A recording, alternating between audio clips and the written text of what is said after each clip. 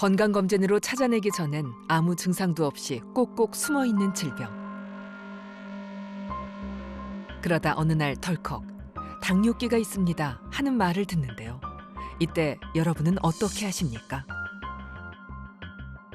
누구나 또 당뇨기는 다 있다 그래요. 그래서 크게 걱정을 안 했어요. 그래서 그냥 평상시처럼 뭐 술 먹고 뭐 그냥 고기 먹고 뭐 또 좀 과식하는 편이라 과식하고 뭐 그랬어요.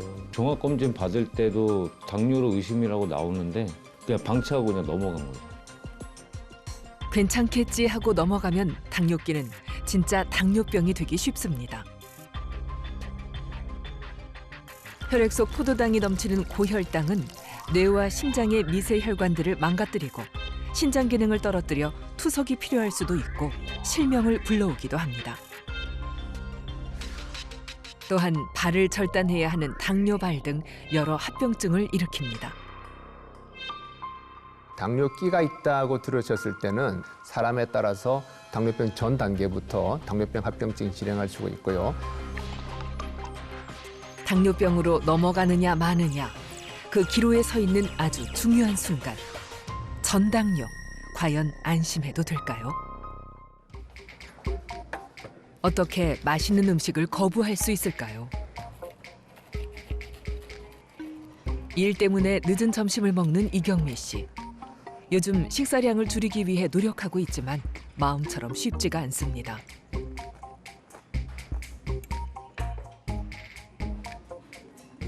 아침을 적게 먹다 보니 점심엔 저절로 양이 많아집니다.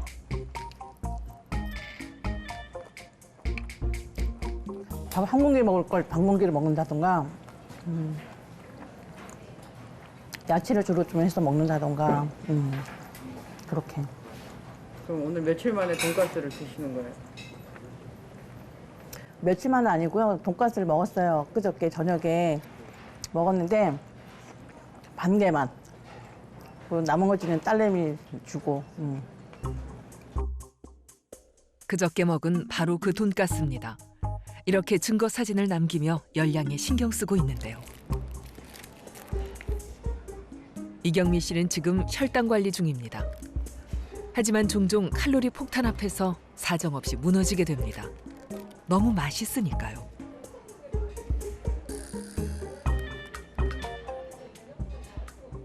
그리고 주스는 이건 당이 좀 많이 들어가지 않았나요?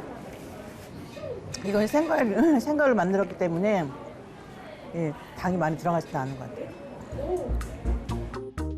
생과일 주스라 당이 없을 것이다. 그래서 혈당으로부터 자유로울까요?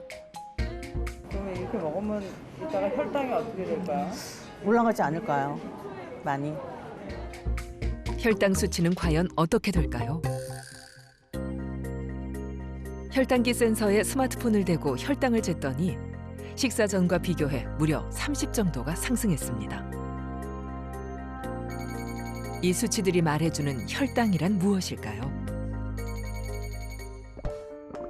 우리가 먹는 음식물은 위와 장을 거치면서 흡수하기 좋은 포도당으로 바뀝니다. 이 포도당은 혈액으로 들어가 에너지로 쓰이는데요. 우리 몸이 포도당을 이용하려면 췌장에서 분비되는 인슐린 호르몬이 필요합니다. 인슐린은 세포막의 인슐린 수용체와 결합해 혈액 속의 포도당을 세포 속으로 들어가게 문을 열어주는 역할을 합니다.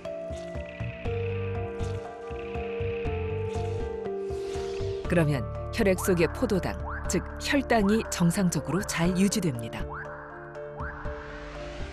그런데 만약 췌장에서 인슐린 분비가 잘 되지 않거나 잘못된 식습관, 비만, 운동 부족 등으로 인슐린이 나와도 제 기능을 못하면 포도당이 세포 속으로 들어가지 못해 혈액 속에 포도당이 넘치는 고혈당 상태가 됩니다.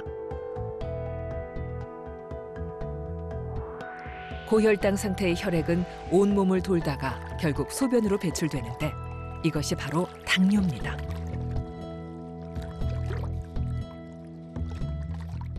혈당은, 즉 혈중의 포도당은 우리 몸의 대표적인 연료입니다.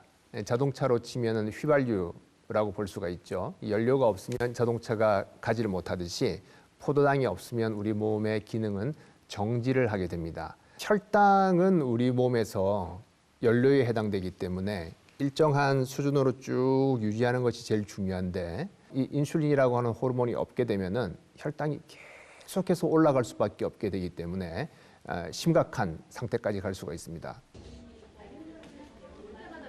이경미 씨는 혈당이 높은 데다 요즘 부쩍 늘어나는 체중이 걱정입니다. 지금 15kg나 쪘고 찐 상태거든요. 7, 8개월 됐나요? 제가 먹는 것도 좀 좋아하는 편이고 제가 또 술도 좀 잘하는 편이어가지고 먹다 보면 안주도 많이 먹다 보니까 살이 찌게 되더라고요. 술보다는 안주를 더 많이 먹게 된다는 이경미 씨. 혈당 상태는 어떨까요?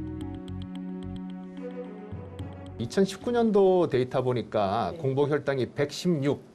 이거는 뭐냐면 정상도 아니고 당뇨도 아닌데 그 중간에 해당되는 거예요. 우리가 당뇨병 전 단계라고 부르는데요. 이 단계에서는 당뇨병으로 진행하는 거 위험이 있고 그동안에 아마 체중 조절이 계속 안 되면서 당뇨병으로 진행이 된 것 같아요. 지금 당뇨병으로 진단된 이경미 씨. 그 기준이 된 것은 혈액 속의 당 수치입니다. 보통 3가지의 수치가 활용되는데요. 먼저 공복 혈당은 8시간 이상 공복 상태에서 혈당을 쟀을 때 126 이상이면 당뇨병으로 진단됩니다. 식후 혈당은 포도당 섭취 후 2시간이 지났을 때 재게되는데 200 이상이면 당뇨병으로 진단됩니다. 혈당의 또 다른 기준은 당화혈색소 수치입니다. 당화혈색소는 적혈구에 있는 혈색소와 포도당이 결합된 겁니다. 적혈구가 보통 3개월을 살기 때문에 당화혈색소는 2-3달 동안의 평균 혈당을 알려줍니다. 5.7에서 6.4%까지는 주의가 필요한 전당뇨이고 6.5% 이상이면 당뇨병으로 진단됩니다. 혈당 면에서는 인슐린이 제일 중요한 호르몬인데 근데 인슐린이 작용이 떨어지는 즉 인슐린에 대한 내성이 생기는 걸 우리 인슐린 저항성이라고 부르는데 인슐린 저항성이라고 하는 그런 어떤 역기가 있는 거예요. 인슐린 저항성이 커져 있는 경우 그러니까 역기가 무거워져 있는 경우에 그걸 잘 받칠 수 있는 사람이 있고 그렇지 못한 사람이 있을 거예요. 너무 힘이 좋아서 끝까지 들고 있으면 문제가 없는데 점점 힘이 붙여가지고서 역기를 들고 있지 못하게 되면은 또 당뇨병으로 진행을 하게 되는 거라서 그런 밸런스를 염두에 두시고 생각하시면 이해가 되실 것 같습니다. 이경미 씨는 당뇨 전 단계에 있던 공복 혈당이 급기야 당뇨병 단계로 진행하였고 3가지 혈당 수치에서 모두 당뇨병으로 진단됐습니다.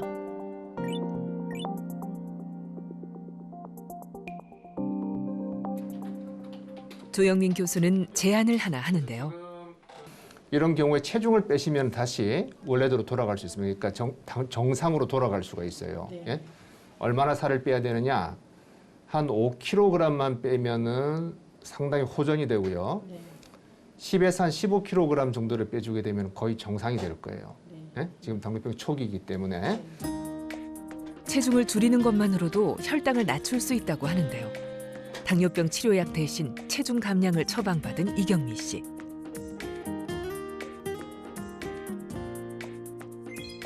보통의 성인 여성에게 권장되는 식단입니다. 열량이 높은 음식은 혈당을 올리고 당뇨병의 위험을 가져오는데요. 성인 여성에게 권장되는 하루 총 열량 섭취량은 1,700에서 2,000kcal입니다.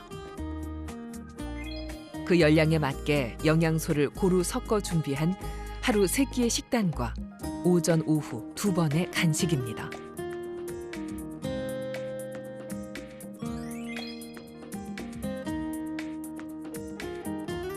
그에 비해 살을 빼야 하는 이경미 씨에게 제안된 식단은 열량이 조금 줄어들었습니다. 살을 빼는데 가장 중요한 것은 식이요법입니다. 이경미 씨의 맞춤 식단은 하루 3끼와 2번의 간식까지 합쳐 1,500kcal를 넘지 않도록 했습니다. 그래야 체중 조절을 통해 혈당을 낮출 수 있습니다.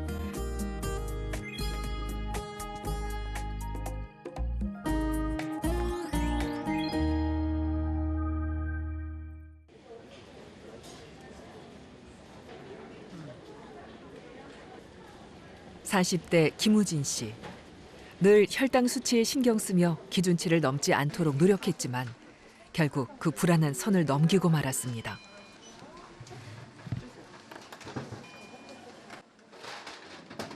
공복 혈당이 높게 나왔었습니다. 어느 정도? 140 뭐 이렇게 나왔었습니다.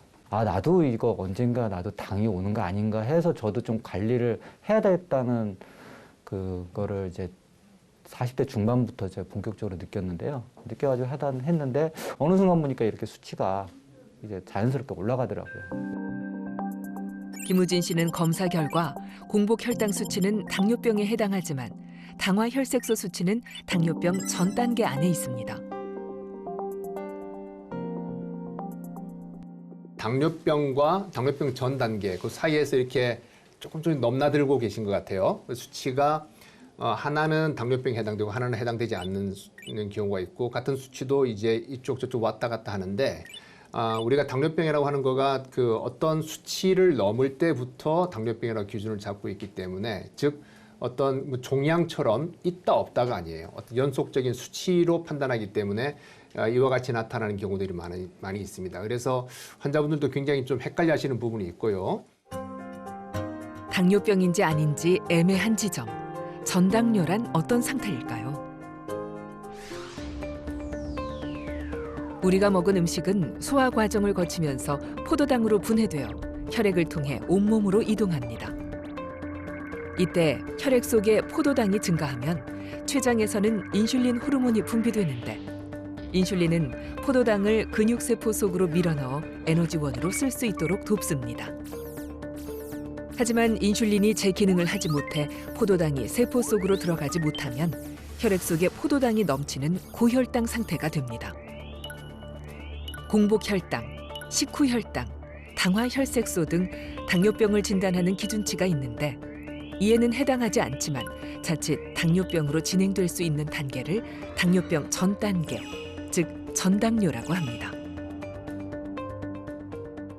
공복혈당이 126 이상 되면 당뇨병이라고 부르거든요.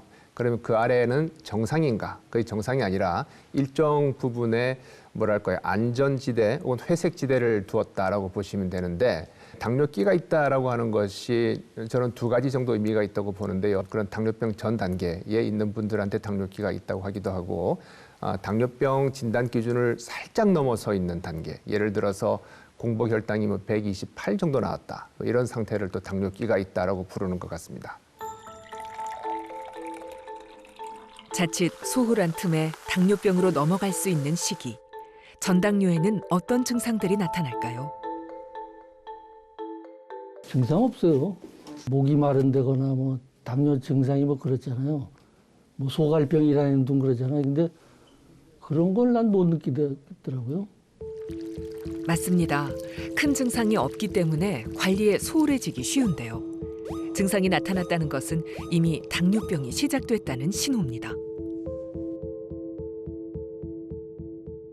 입이 좀 마르고 또 소변이 좀 거품이 좀 많았고 소변을 좀 자주 보고 또 아침에 일어나면 목이 좀 입안이 좀 이렇게 많이 건조했어요. 평소보다 엄청 많이 갔었거든요. 그래서 평소에는 밤에는 그렇게 많이 안 갔었는데 어느 순간부터 밤에 이제 화장실 자주 가게 되더라고요. 그래서 아침에 좀 침침했나 그랬는데 낮에는 별로 그런 걸 잘 못 느끼고 아침에 일어나면은 눈이 좀 시야가 약간 좀 침침하더라고요. 체중이 2개월 사이에 이유 없이 3, 4kg가 줄고 먹는 것도 꾸준히 잘 먹고 운동도 제대로 했는데 살이 많이 빠지는 거를 현저하게 느끼기 때문에. 왜 이런 증상들이 나타나는 것일까요? 당뇨병으로 혈당이 높아지면 포도당이 넘쳐서 100% 흡수가 불가능해집니다. 이 넘치는 포도당은 물과 함께 밖으로 배출되는데 그러다 보면 소변량이 많아지고 탈수가 생겨 목이 마르고 물을 자주 찾게 됩니다.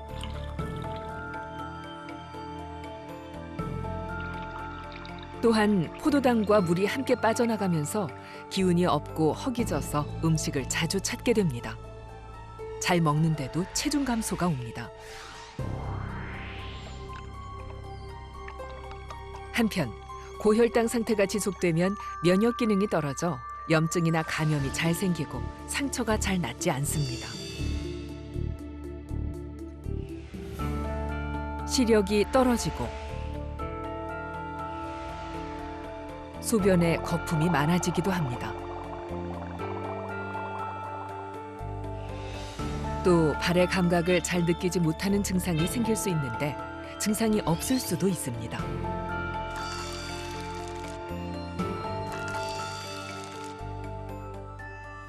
사실 소변에 거품 나는 것만 가지고서는 잘 알 수는 없습니다.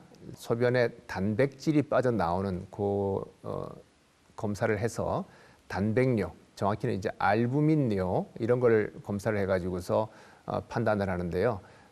좀 너무 거품이 좀 많이 나는 경우가 있어요. 정말 소복하게 쌓일 정도로 이렇게 많이 나오는 경우는 심한 단백뇨가 있을 수가 있고 아주 미량의 알부민이 빠져나오는 상태가 있어요. 이걸 우리가 미세 알부민뇨라고 부르는데 이게 당뇨병의 콩팥합병증에 가장 빨리 나타나는 신호입니다.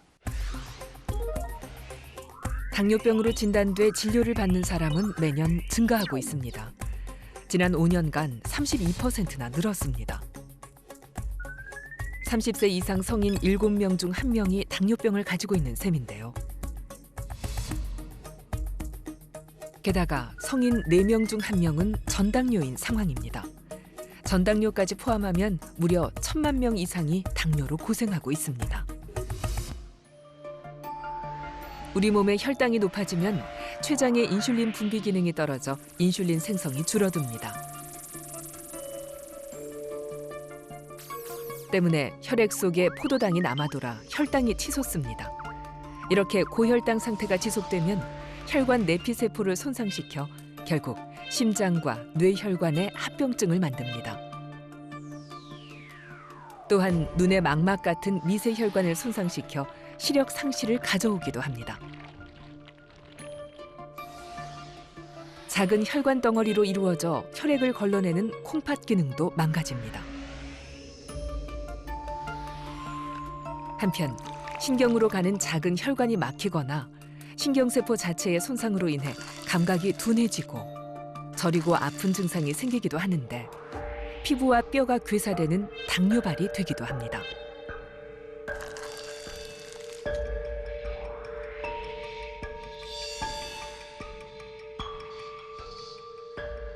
당뇨병이 되어야 그게 진행한다고 생각했었는데 연구를 해보니까 당뇨병 전 단계에서도 이미 눈이라든지 콩팥이라든지 신경에 아주 그 미세한 그런 변화가 감지가 됩니다. 당뇨병 전 단계라고 해서 100% 다 당뇨병으로 가느냐? 그건 아닙니다. 대략 5 내지 10%, 평균 8%의 당뇨병 전 단계에 있는 사람들이 실제로 당뇨병으로 매년 진행을 하고 있습니다.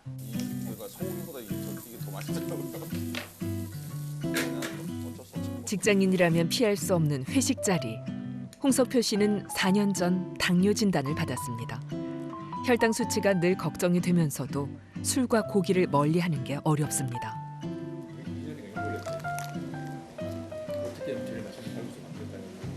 회사 생활이 그런 건 아니죠. 그러니까 뭐 2번이 생길 수도 있고 3번이 생길 수도 있고. 근데 그래서 이제 거기에 의해서 이제 좀 관리가 안 될 수도 있는 그런 부분이 되지 않을까 이제 그렇게 생각합니다. 홍석표 씨에게도 전당뇨 시기가 있었습니다. 석 달에 한 번씩 당화 혈색소 검사를 하며 관리했지만 당뇨가 비껴가지는 않았습니다. 당연히 충격이었죠. 사실 제가 물론 이제 저희 아버지가 당뇨가 계셨거든요. 근데 사실 저도 건강 조심하면서 이렇게 운동도 좀 하고 설마 내가 당뇨가 올까 이제 그랬는데. 홍석표 씨는 최근 혈당이 다시 올라 병원을 찾았습니다. 공복 혈당이 꽤 높으셨는데요. 178. 우리가 100 미만, 즉 99 이하부터 정상이고요. 126부터 당뇨인데 178이니까 상당히 높습니다. 혈압도 130에 90이니까 이완기 혈압이 조금 높으시네요. 고혈압으로 진단될 수도 있는 홍석표 씨. 고혈압은 당뇨를 부르고 당뇨 역시 고혈압을 부르며 서로 연결돼 있습니다. 당뇨병 환자는 당뇨병 진단 당시 이미 고혈압을 가지고 있거나 당뇨병이 진행되면서 고혈압도 같이 진행되는 경우가 많습니다. 혈당이 높으면 신장의 세포와 혈관이 손상되면서 고혈압 발병 가능성 역시 증가하게 됩니다. 혈당이 높으면 콜레스테롤의 성질이 변하여 혈관벽에 더 잘 쌓이게 됩니다. 점차 혈관벽이 좁아지고 혈관에 문제를 일으키는데 당뇨병이 있으면 일반인보다 심혈관계 질환으로 사망할 확률이 훨씬 높아집니다.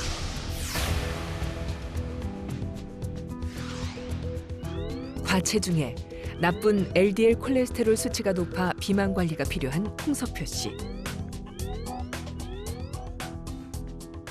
합병증도 체크를 좀 해봐야 될 것 같아요. 2형 당뇨병 같은 경우에는 그 진단 당시에, 진단 시점에 이미 합병증을 동반하는 수가 있기 때문에 합병증에 대해서 한번 체크를 해보시는 게 도움이 됩니다.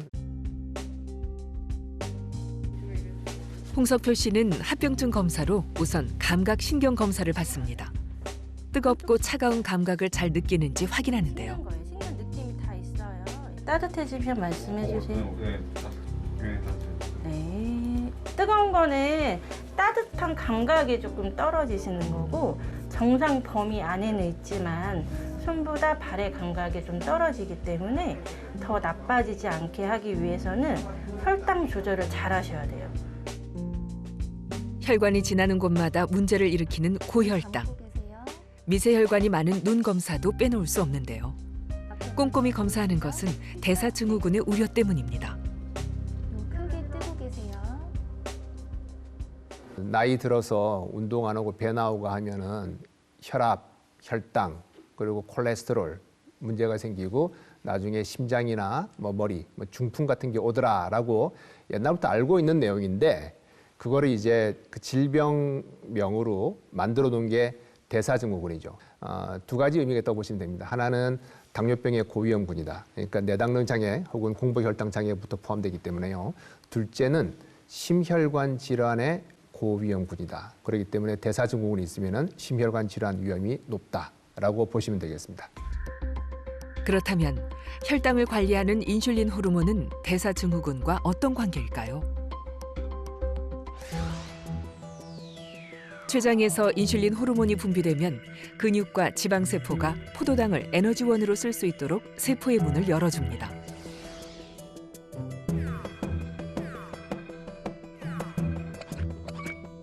하지만 포도당 양이 많아지면 포도당은 혈액 속을 떠돌다 중성지방으로 변환되어 지방 조직에 저장되고 더 많아지면 근육이나 간에도 쌓입니다. 동시에 혈관을 청소하는 좋은 콜레스테롤인 HDL은 감소하고 나쁜 콜레스테롤인 LDL은 혈관벽에 파고 들어갑니다. 죽 같은 형태로 죽상경화를 만들어 시간이 지날수록 혈관이 좁아지고 심혈관 질환을 부추깁니다.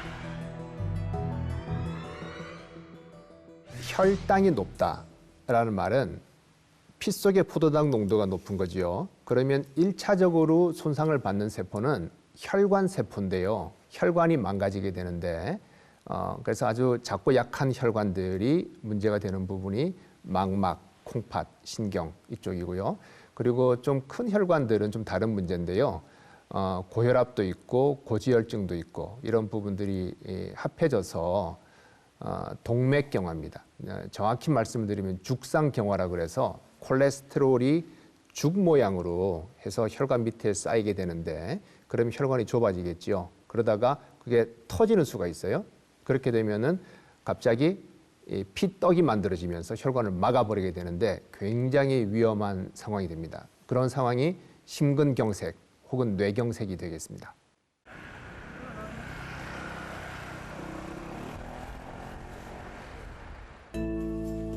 당뇨병과 10년째 함께 살고 있는 윤현승 씨. 치료약 부작용으로 인슐린 주사를 맞다가 다시 먹는 약으로 바꾸기 위해 병원을 찾았습니다. 약을 먹다가 설사가 많이 나오고 하니까 괴로워서 안 되겠다. 주사를 바꿉시다 그래갖고 주사를 했더니 설사가 안 났어요. 그러다가 한 10년 지났죠 지금. 그걸 바꾼 지. 그다가 이제 다시 유산균을 먹으면서 설사 안 나게 하는 걸로 도전을 한 거죠. 최근에 혈당 조절이 비교적 잘 되십니다. 당화혈색소가 7%, 7.0%가 나오고 있는 상황이고 인슐린을 중단해보고 싶다라는 그런 그 말씀을 주셨어요. 치료약을 바꾸기 위해서는 혈당 변화를 수시로 파악해야 합니다. 연속 혈당 측정기를 달기로 했습니다. 이게 센서가 이렇게 생겼고요. 이제 이 칩을 삽입을 하는 거예요. 그냥 쾅. 끝이에요. 이 연속 혈당기를 달면 자신의 혈당을 수시로 잴 수 있습니다. 혈당 수치가 오르내림에 따라 색깔로 표시됩니다. 목표했던 수치 70에서 189 안에 있게 되면은 표준 범위, 초록색 불처럼 안전하다. 목표 범위 안에 있다. 초록색 불로 나타나고요. 그걸 넘어가게 됐을 때, 위로 넘어가게 됐을 때 노란색 불, 경고. 더 완전 높다. 주황색, 아예 진하게. 되게 높은 상태다 하는 거고요. 그거마다 달라가지고. 이렇게 스마트폰을 갖다 대면 그 즉시 지금 나의 혈당이 얼마인지 기록되고 의료진이 그 정보를 파악할 수 있도록 연동돼 있습니다. 체크를 하신 정보는 이제 저희한테 병원으로 바로 넘어올 거예요. 이게 따로 끝났더라도 오시지 않으셔도 돼요. 여기서 저희 정보 알아서 처리할 거니까. 이제부터 윤현승 씨는 손가락을 찌르지 않아도 간편하게 혈당을 측정할 수 있습니다. 연속 혈당 측정기는 1분 혹은 5분 사이에 한 번씩 이렇게 혈당을 쭉 재가지고서 하루 종일에 그 혈당 데이터가 연속적으로 나타나기 때문에 식후에 어떻게 변하는지, 운동했을 때 어떻게 변하는지, 잠을 자는 동안 어떻게 변하는지를 알 수가 있고 어떤 제품은 실시간으로 스마트폰과 소통이 될 수 있도록 그렇게 연결이 되어 있어서 저혈당이나 고혈당 때 알람을 울려주는 그런 기능이 있어서 굉장히 그 혈당을 안전하게 조절할 수 있는 그런 길을 열어주었고요. 일주일 후 윤현승 씨를 다시 만났습니다. 연속 혈당 측정기는 한 번 부착하면 2주 정도 사용할 수 있는데요. 잘 쓰고 있을까요?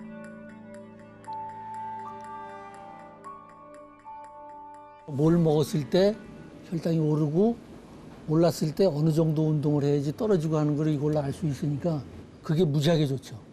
탄수화물, 밥, 빵 이딴 거요. 라면 150대 있다가 250대 정도로 올라가 버리니까 100 정도가 올라가요.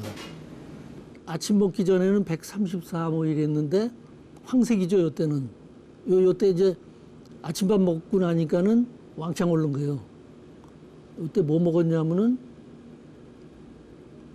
밥을 먹었는데 탄수화물 120g, 미역, 소고기, 미역국에다 소고기 조금 아침부터. 그랬는데도 이렇게 무지하게 올라간 거죠. 음식을 먹을 때마다 혈당을 재봤던 윤현승 씨. 측정된 혈당은 다시 그날의 혈당 그래프로 표시됩니다. 그러다 보니 자신의 혈당 흐름을 파악할 수 있게 됐습니다. 고기만 먹으면은 거의 안 올라가요. 배가 고파가지고 혈당을 쟀더니 100 초반이더라고요. 그래서 요만한 그 카스테라 같은 게 있어요. 요만한 거. 그걸 먹었더니 한 100 정도가 올라가더라고요. 요만한 거 한 개가. 요만했죠. 실제 크기가. 대단하더라고. 순식간에 혈당을 올렸던 케이크 한 조각. 밀가루와 설탕이 들어간 탄수화물 식품인데요. 혈당과는 어떤 관계가 있을까요?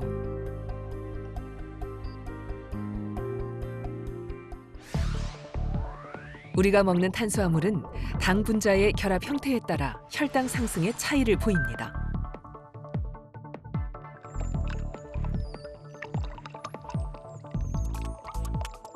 포도당에 과당이 결합된 단순당은 몸에서 분해 흡수가 빨라 신속히 에너지로 쓰이지만 혈당을 빠르게 올리고 인슐린을 과다 분비시켜 사람에 따라 급격한 혈당 저하가 뒤따릅니다. 그렇다 보니 다시 혈당을 올리기 위해 단 음식을 찾게 됩니다. 반면에 통곡물과 채소 등에 있는 복합당은 여러 개의 당 분자가 결합돼 있기 때문에 천천히 소화 흡수가 되면서 식후 혈당 상승이 완만하게 이루어집니다. 그럼으로써 갑자기 인슐린이 오르는 것을 막아줍니다. 식후 혈당을 많이 올리는 음식들이 최근에 굉장히 많이 주목을 받고 있습니다. 이 음식은 얼마까지 올라가느냐 하는 그런 부분이라고 보시면 돼요. 그래서 뭐 떡이라든지 뭐 면류라든지 밥이라든지 특히 백미 이런 거는 거의 설탕과 유사한 수준까지도 올라갈 수가 있습니다. 그런데 거친 음식들, 통곡물이라든지 이렇게 좀 소화가 되어야 되는 이런 음식들이 있잖아요. 이런 거는 좀 서서히 올라갈 수가 있기 때문에 혈당 지수가 비교적 낮고, 그리고 탄수화물이 들어있다 하더라도 단백질이나 지방이나 그리고 다른 채소류가 같이 섞여 있는 걸 같이 드셨을 때는 또 천천히 올라가게 됩니다. 그래서 탄수화물의 종류 그리고 같이 들어가는 영양소에 따라서 식후 혈당의 높낮이가 결정이 되겠습니다. 식후 혈당을 올렸다 내렸다 하는 음식 때문에 혈당을 천천히 올리는 음식을 가려 먹어야 하는 것입니다. 혈당의 변동을 보면 건강한 사람은 일정한 폭을 유지하지만 탄수화물을 많이 먹거나 당뇨 환자의 경우 혈당이 과도하게 높고 변동폭도 큽니다. 이렇게 쭉 올라가는 거를 우리가 최근에 혈당 스파이크라고 흔히들 부르고 있는데요. 그런 상황이 되게 되면은 우리 몸에 굉장히 많은 스트레스가 가해질 수가 있죠. 이 고혈당이거든요. 우리 몸도 우리 몸의 연료인 포도당이 낮았다 높았다 하는 거가 굉장히 나쁠 수가 있죠. 혈당에 좋은 음식과 나쁜 음식은 따로 없습니다. 누구에게나 똑같이 일률적으로 적용할 수 있는 것은 아닙니다. 아들이 차려준 회 한 접시에 달짝지근한 막걸리를 한잔 하려는 윤현승 씨. 이후 혈당은 어떻게 될까요? 먹기 전 혈당 좀 재겠습니다.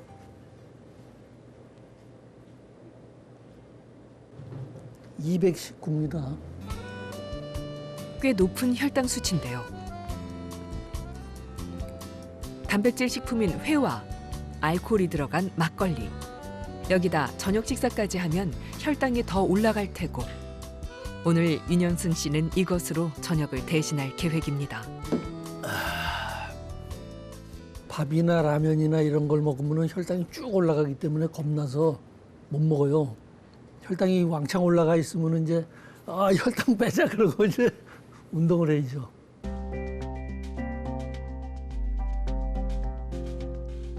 혈당을 올리는 탄수화물을 자제하기 위해 저녁 대신 먹은 음식. 과연 식후 30분 혈당은 어떻게 변했을까요?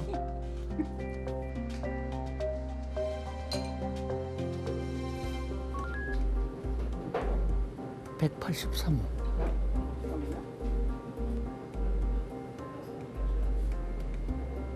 떨어졌죠. 여기 술을 먹으면 좀 내려가요. 술을 마시면 혈당이 떨어진다는 윤현승 씨. 혈당이 떨어지긴 했는데 어떻게 된 일일까요? 그런데 회라든지 막걸리 같은 경우에는 이제 탄수화물이 많이 들어있질 않아요. 그렇기 때문에 이분 같은 경우에 오히려 섭취 후에 혈당이 점점 내려가는 그런 패턴을 보였고, 그날 점심 때 면을 섭취를 하시고 아마 스파이크가 한번 나왔고 그대로 쭉 내려가는 경향을 보였죠. 그러면 이제 이게 좋은 음식이냐? 당뇨 환자에서 우리가 술이 들어가게 되면은 간에서 혈당을 올려주는 그런 기전을 억제를 해요. 그러니까 우리가 공복 상태에서 간에서 포도당을 만들어 내보내줘야 되잖아요. 그걸 억제를 하기 때문에 그게 잘 안 되게 되면은 저혈당의 위험이 있을 수가 있습니다. 그렇기 때문에 당뇨 환자에서는 이런 부분을 주의를 할 필요가 있습니다. 윤현승 씨의 식단에는 문제가 없을까요? 지난 2주간의 혈당 수치를 살펴본 결과 눈에 띄는 것이 있었습니다. 점심, 저녁 식후 혈당보다 아침 식후 혈당이 조금 더 두드러지게 혈당이 상승하는 것을 관찰할 수 있었습니다. 식사 구성을 봤더니 점심, 저녁 식사의 구성보다 아침 식사 구성이 조금 많이 단조로웠습니다. 대부분 밥과 국, 간단하게 식사하시는 경향이 많이 있었습니다. 밥과 국 이렇게 간단히 식사를 하시는 것보다 단백질과 야채 반찬, 섬유소를 골고루 챙겨 드심으로써 혈당을 조금 더 천천히 상승시킬 수 있게 하는 그러한 역할을 하기 때문에 가능한 골고루 다양한 식품을 섭취하라고 말씀을 드리고 있습니다. 밥과 국으로 된 간단한 식사. 단순히 열량만 따져봤을 때는 적게 먹어서 좋겠지만 혈당 면에서는 바람직하지 않습니다. 탄수화물 음식만 먹어서 혈당이 급격하게 올라가지 않도록 단백질 반찬과 식이섬유가 많은 채소를 함께 먹는 것이 좋습니다. 식후 혈당을 조절하는 면에 있어서는 먹는 순서가 또 굉장히 중요합니다. 식이섬유가 많은 그리고 단백질이 많이 포함된 걸 먼저 식사 한 15분 전에 먹고 그 다음에 식사를 하게 되면 혈당이 덜 올라가는데요. 이 탄수화물이 소화 흡수되는 속도가 좀 늦어지고 그리고 장에서 인슐린 분비를 촉진시키는 장 호르몬 GLP-1이라는 게 있는데 이 호르몬의 농도가 올라가면서 혈당 조절이 더 잘 됩니다. 일본에서 했던 연구는 생선이나 육류를 먼저 먹고 그 다음에 밥을 먹었을 때 밥에 의한 그 혈당 상승이 지연되더라 하는 것을 또 발표한 바가 있습니다. 그래서 섭취한 영양소, 즉 칼로리 양은 동일하지만 이 식사 순서만 바꾸더라도 식후에 급격한 혈당 상승을 막아볼 수가 있습니다. 밥을 나중에 먹는 것이 중요합니다. 단백질과 채소 반찬을 먼저 섭취한 후에 밥을 먹으면 혈당이 갑자기 오르는 것을 막을 수 있습니다. 과거에 제가 그 질문을 받은 바가 있습니다. 이 당뇨병에 백신이 있느냐? 최근에 코로나 백신 다들 관심이 많으신데요. 당뇨병도 백신이 있느냐 하는 것인데 전 당뇨에서 당뇨병으로 넘어가는 것을 막는 백신이 있습니다. 바로 작은 밥그릇과 운동화라고 말씀드릴 수가 있는데요. 칼로리 관리하시고 음식 관리하시고 그리고 적절한 운동을 하심으로써 충분히 막을 수가 있습니다.